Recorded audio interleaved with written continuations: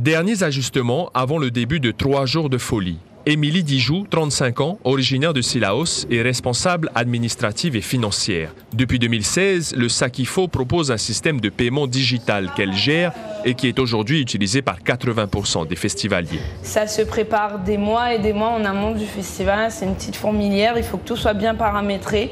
Ça part du lancement au début de la billetterie. Forcément, vu que tout est lié, les numéros de billets et relié au cashless pour que les gens puissent se faire rembourser ensuite sur Internet. Là, on a toute la zone restauration, donc on a le paiement cashless aussi sur la zone restauration et ils peuvent accepter d'autres paiements, espèces et CB aussi.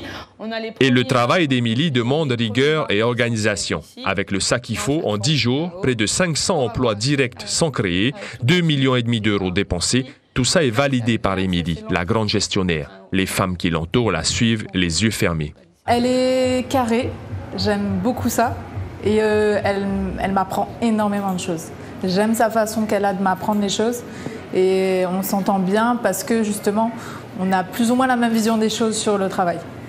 Après avoir été assistante comptage, comptable, responsable de la billetterie ou encore administratrice, sa polyvalence est sa plus grande qualité. La jeune femme a grandi avec le SAKIFO, alors la réussite de l'événement lui tient forcément à cœur. C'est un grand travail d'équipe, on se soutient tous dans les moments de bien et moins bien.